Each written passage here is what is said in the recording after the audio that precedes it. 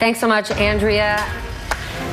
You know what we're going to be covering today. We are beginning the hour with more breaking news on this big story. Longtime Hillary Clinton aide Huma Abedin just announced she is separating from former Congressman Anthony Weiner after the New York Post reports of another sexting scandal. In at least one exchange, there appears to be an inappropriate photo of Weiner in his underwear lying next to a child who the Post says is his young son. Our NBC reporters are following the latest developments as well as the reaction from the campaign trail, including, you ready for this? Donald Trump. He's already weighed in. He's issued a statement in the past hour. And I want to take you first to Kristen Welker, who covers the Clinton campaign. Kristen, you've already spoken with a close friend of Huma Abedin. What did you learn? Well, according to this friend of Huma Abedin, Steph, she was on Long Island, has been there since Saturday with her son Jordan, with family members. Of course, Secretary Clinton there as well. She has been fundraising throughout the weekend, and I am told that this is just by chance. This wasn't some coordinated effort to have her away when this story broke, and actually it's pretty typical for her to go to Long Island with her family this time of year because it's typically when Secretary Clinton is either fundraising or taking a little bit of vacation. Now, we are getting a statement from Huma Abedin about her decision to separate from Anthony Weiner. She writes, quote, "After long and painful consideration and work on my marriage, I have made the decision to separate from my husband. Anthony and I remain devoted to doing what is best for our son, who is the light of our life. During this difficult time, I ask for respect for our privacy." Now, of course, this comes amid yet another sexting scandal that was exposed by the New York Post. We have reached out to former Congressman Anthony Weiner. So far, no reaction. But a little bit of context here, Steph. Look, this goes back to 2011. Of course, that's when he was a member of Congress and stepped down amid an initial sexting scandal. Then in 2013, he launched his bid for New York mayor, and he was actually ahead in the polls for a period of time. Seemed like he was doing well, seemed like he was having a political comeback. And then yet again, another sexting scandal emerged. And of course, he wound up losing that race. Again, another very embarrassing situation for not only him, but also his family. Huma Abedin has been out on the campaign trail with Secretary Clinton since day one, but her time with the Secretary Clinton goes back much further. She was an intern with Hillary Clinton when she was First Lady. Then she worked on her Senate campaign, then her 2008 presidential campaign. At one point, Hillary Clinton referring to her as a second daughter. So these two are very close. Undoubtedly a very painful time, not only for Huma Abedin, but Secretary Clinton. And as you pointed out at the top, this all giving Donald Trump fodder. Do we know if any insights if she's going to stay on the campaign trail? Clearly, there's a lot of work, there's a lot of travel to do in the next 70 days, and they do have a young son. Well, I can tell you, I've been covering this campaign from the very beginning. Every day that I have been out on the campaign trail, Huma Abedin is right by Secretary Clinton's side. So I would be very surprised if that changed, even though this is obviously going to be a very difficult time for her. We're entering what is the home stretch of this race. And so even if she does take some time to herself, I would anticipate that she is going to be there right by Secretary Clinton's side for the large chunk of the remainder of this race.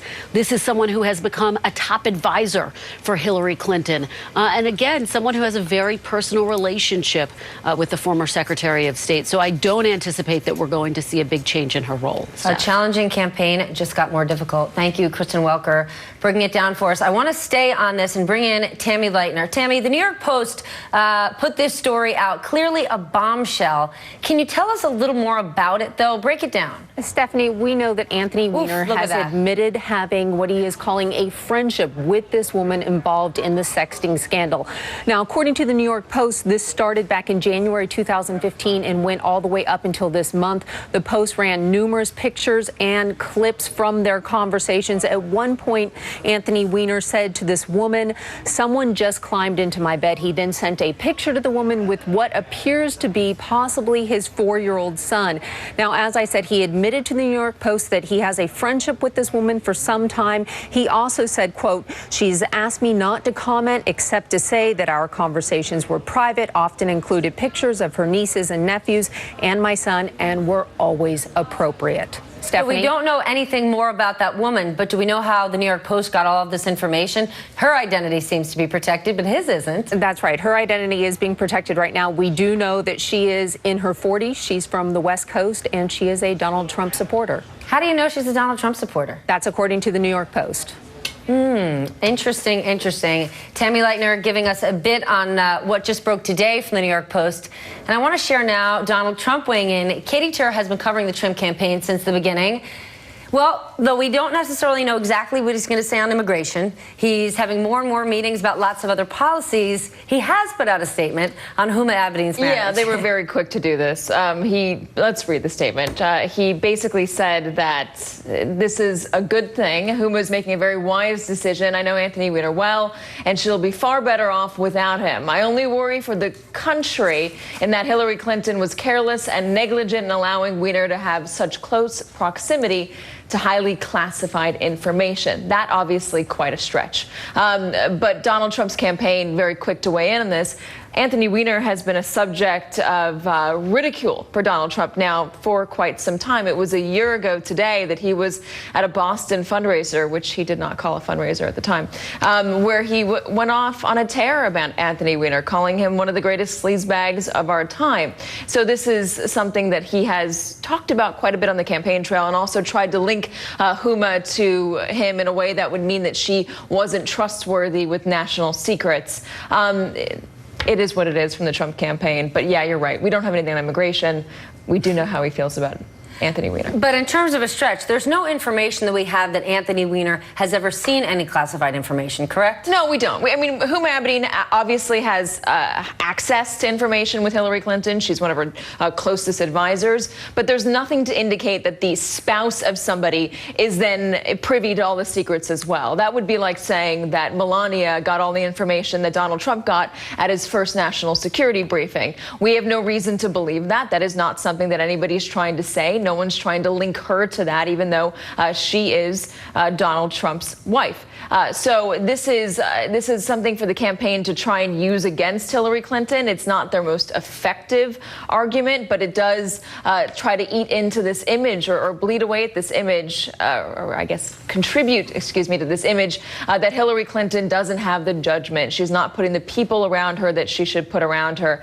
Is it going to convince voters out there who are on the fence about Hillary Clinton? Probably not, but it does do something to, rally up his base. All right, there was a bit more in Donald Trump's statement about this scandal. I want to share that. Who knows what he learned? He's referring to Anthony Weiner. Who knows what he learned and who he told? It's just another example of Hillary Clinton's bad judgment. It is possible that our country and its security have been greatly compromised by this. Now, one more time, whether we're talking about information that Huma Abedin maybe shared with Anthony Weiner, anything that he has done just has to do with their marriage and his behavior on their marriage, has nothing to do with national security. No, it's not like Anthony Weiner's trading secrets with the Russians that we know of. We do know that Donald Trump's campaign manager did have some links to Ukraine, and there were questions surrounding him. But we don't know that Anthony Weiner could have been compromising the national security of this country in any way. As you had just said, this is a personal controversy. It's a personal scandal. It's him having an issue with texting women lascivious photos. This is not an issue of him having a problem with not being able to keep national secrets. This is a gift from the headline gods to the New York Post, because they're sure going to love this. Yes, absolutely. Katie, thank you so much. We got to turn now to NBC's Kristen Welker, who broke the announcement about this separation and also covers the Clinton campaign for us. And Kristen Abedin has a larger-than-life footprint within Clinton world. So her work about the State Department emails are also the troubles of a personal life. This is fodder for Trump. So bring us up to speed, the timeline about this personal announcement. It's all fodder for Trump, that's for sure. First, to this personal announcement, I spoke with a friend of Huma Abedin's who tells me she happened to be on Long Island when this broke. She went with Secretary Clinton over the weekend on Saturday. She's there with her son, Jordan, with family members. This is a trip that she takes pretty much every year, in part because this is when Secretary Clinton goes on fundraising tours and also a time for vacation, of course.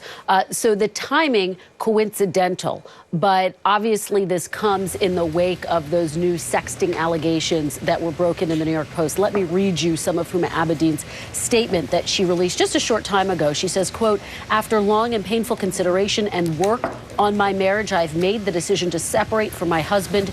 Anthony and I remain devoted to doing what is best for our son, who is the light of our life during this difficult time. I ask for respect and for our privacy." Now, of course, Huma Abedin, not only one of Secretary Clinton's closest advisors, but she has been working with Hillary Clinton since Hillary Clinton was First Lady. She was an intern during the first Clinton administration. She also worked on her Senate campaign, worked with her at the State Department during her first run for president in 2008. At one point, Secretary Clinton commenting that she's so close to Huma Abedin that she's like a second daughter. So that gives you a sense, Thomas, of just how close these two really are. Now, we have reached out to former Congressman Anthony Weiner for reaction. We haven't gotten any response from him, but according to the New York Post, he told the Post this about this latest alleged scandal.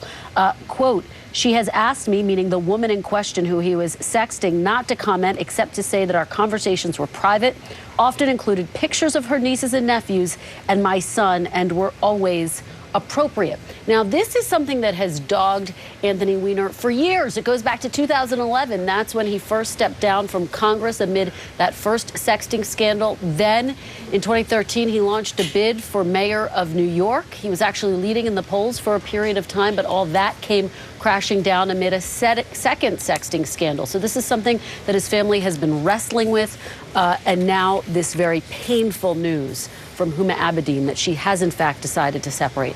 Painful and public. So, Kristen, any reaction, if any, from inside the Clinton campaign? Well, not from the Clinton campaign, but top surrogates coming forward. Jennifer Granholm essentially saying, look, nothing to see here. This is a personal matter, and it should be left at that. But Donald Trump is responding. He says, quote, "Huma is making a very wise decision. I know Anthony Weiner well, and she will be far better off without him. I only worry for the country in that Hillary Clinton was careless and negligent in allowing Weiner to have such close proximity to highly classified information." So it's a preview of what we can expect to hear. Jennifer Granholm telling Andrea Mitchell that that is ridiculous and has no basis in reality. But of course, we are approaching the first debates, and I anticipate this is a line of attack that Donald Trump could potentially use against Secretary Clinton. But it underscores the fact, Thomas, that this is all unraveling amidst this presidential campaign. And so, as you point out, this is not only personal, but it's also veering into the political realm as well. Kristen Welker reporting in Washington for us. Kristen, thanks so much. Joining our conversation now, Jonathan Capehart, an opinion writer for the Washington Post, and Nick Compton-Soria, a political reporter for the New York Times. Gentlemen, good to have you with me. Not the subject that most of us probably want to be talking about today, having to deal with this. But Nick, your paper got reaction from Trump, and Kristen characterized some of it there, talking about the fact that he feels Huma's making the right choice. But it went on to say, in mixing the personal with political, saying, "I only worry for the country and that Hillary Clinton was careless and negligent in allowing Weiner to have such close proximity to highly classified information. Who knows what he learned and who he told? It's just another example of Clinton's bad judgment. Is it possible that our country and its security have been greatly compromised by this?" Is Trump. So is that fair game to make this into a political attack, the personal of Huma Abedin? Look, I think the first half of that statement could be the first statement from Trump that Hillary Clinton might agree with.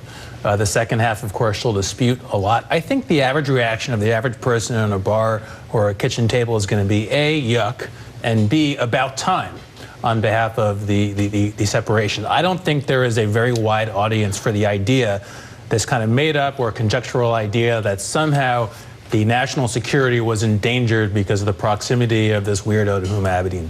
All right, so when we think about, and that the weirdo you're talking about is her husband, Jonathan, so as we make the argument about this being a national security issue, is that really a stretch, or this is just smart politics for Trump, who wants to play this up? Jonathan, I'm sorry, Thomas. I thought that was a question for Nick. Listen, that statement to me is outrageous. I mean, Donald Trump, for him, there is no personal tragedy too painful for him to exploit. And that a person running for president of the United States would inject himself into the marital woes of a staffer on the opposing presidential campaign team, to me is mind-boggling. And this notion that somehow national security could possibly have been at stake simply because Huma Abedin was married to Anthony Weiner is also just flat out laughable. The fact that we're even, Thomas, I just cannot believe Donald Trump has put out a statement like this. He should be above this, but as we've seen for the last 14 months, he's above nothing. But I know, Jonathan, you're not shocked that we're covering this. I mean, No, I'm not shocked that we're. No, I'm not shocked that we're covering it. My shock is over the fact that a person running for president of the United States would personally inject himself into the marital woes of a staffer on another campaign. I don't think we would ever see this happen with any other Republican running for president, and certainly you wouldn't see that from the Clinton campaign. Well, we're still waiting for him to spill the beans on Heidi Cruz, which never happened. You know, and we're also waiting for an "I told you so" tweet from Donald Trump. But the distraction that this provides, Nick, for the campaign, do they have conversations about whether or not Huma remains a part of the campaign, or that would just be a bridge too far? I think there is no question that she's going to keep being part of the campaign.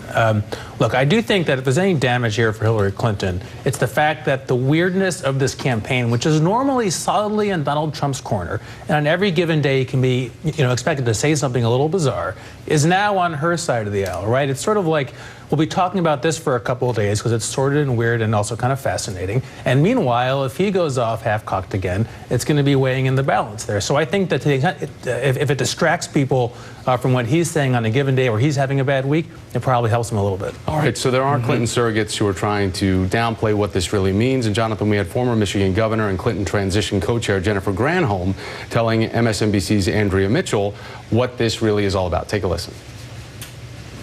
Well, I'm certain he has his own fallout. I can't imagine that this brushes onto the Clinton campaign. It is a private matter. It should remain a private matter, and Donald Trump should focus on his debate prep.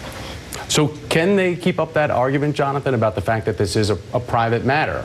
Can it remain as such? Well, they can try, but as we've seen, the New York Post has been all over this story, and if there are more pictures, if there are more details to come forward, they're going to come forward and the Post is going to report it, and we're all going to talk about it, and it's something that the Clinton campaign is going to have to deal with. But again, as we've seen throughout this summer, even with all the distractions and things that have knocked the Clinton campaign around, they're all about just pushing forward, full steam ahead on, just campaigning and getting her message out and dealing with the brickbats and the distractions as they come. Right, and that's their marriage, Nick. That's their personal business. We don't know what they've been through other than what we've seen publicly. There is the documentary.